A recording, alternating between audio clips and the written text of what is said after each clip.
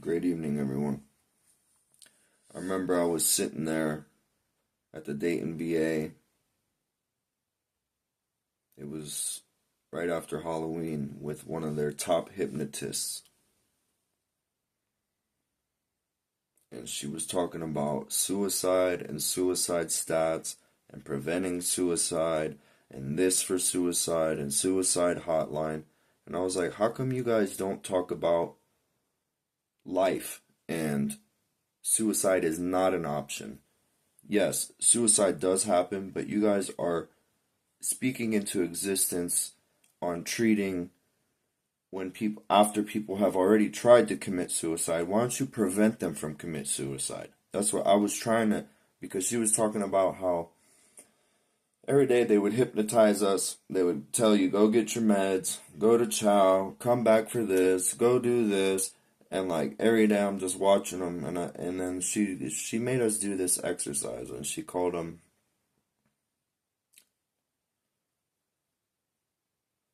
give a crap bucks, to be polite, but they were called give a F bucks.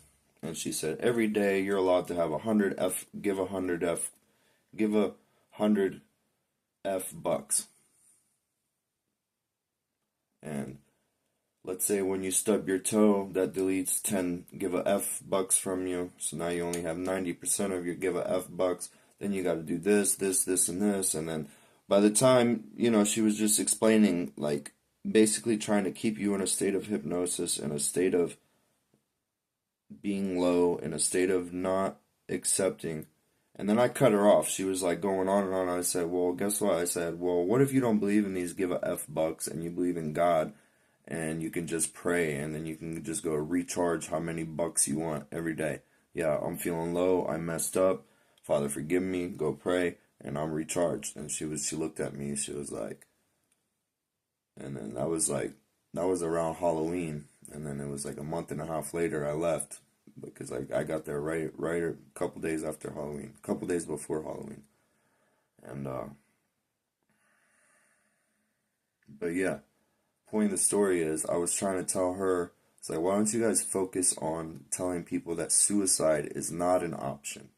Because they were telling them, like, you can do this, and this, and this is all the things you can do to prevent suicide. But then they were, like, still emphasizing how suicide is a possibility. Why don't you tell people suicide is not a possibility? You are not allowed to commit suicide. You should never ever want to commit suicide. If you ever felt the possibility in your mind to want to commit suicide, you got to speak about it.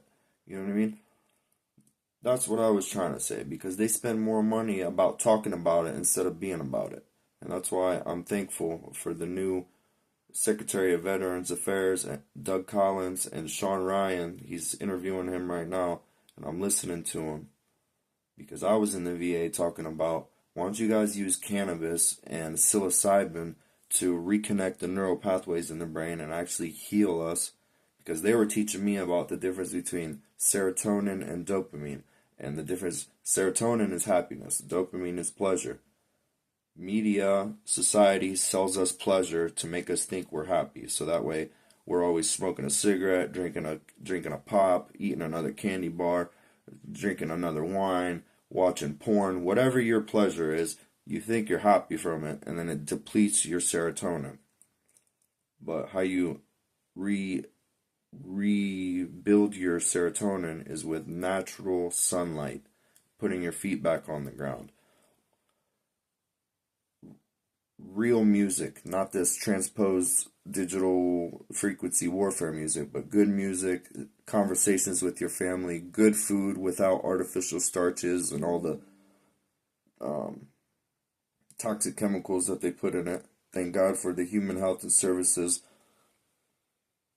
excuse me, Robert F. Kennedy Jr. Love you, sir. But yeah, basically, why haven't they told people that suicide is not an option? It's like they promote suicide prevention more than actual preventing suicides, That, like, and I know a lot of people, I don't know a lot, but I know a few people who have taken their lives. Actually, I do know a lot. I know a lot of veterans who have taken their lives. But May they rest in peace. But it's not. It's like putting a band-aid on a wound. You know what I mean? Why don't you just teach them the truth of our realm? Teach them that the problem is within. Yes, they went and served their country. It wasn't their fault. They found out.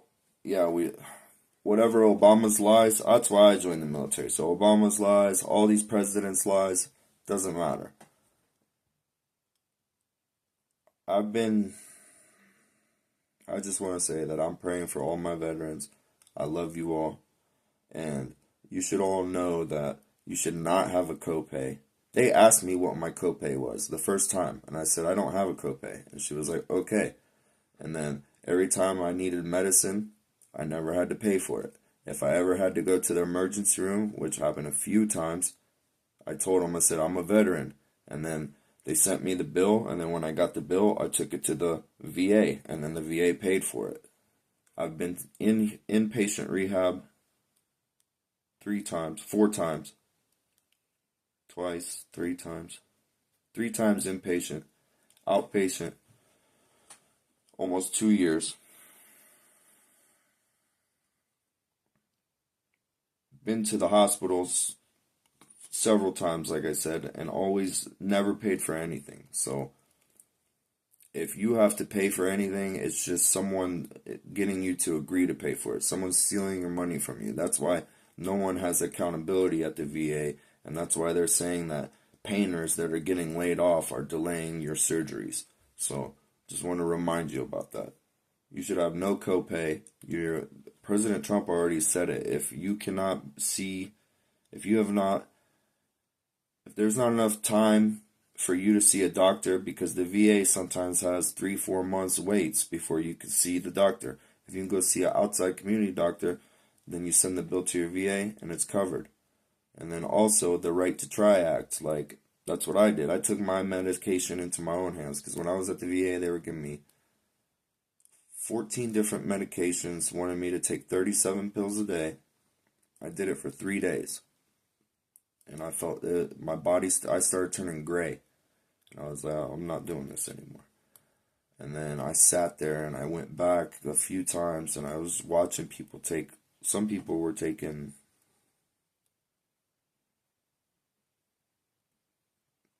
I don't even want to tell you how bad it was. I was just like, and I would ask them, I was like, is that legal? Someone to be prescribed 22 different medications in one day, taking close to 60 pills a day. And it's like, obviously, like, that's, if you put him back to natural medicine, and that's what I'm saying. I've been praying for the DARPA Strengthen program since before I even knew it existed. When I was telling them, you guys could do all this cognitive behavioral therapy, and all this meditation, and all this stuff that you talk about, and then you want to get in here and try to hypnotize us and tell us to take your drugs. It's like, you want to mix them together. No, why don't you get the real thing going on?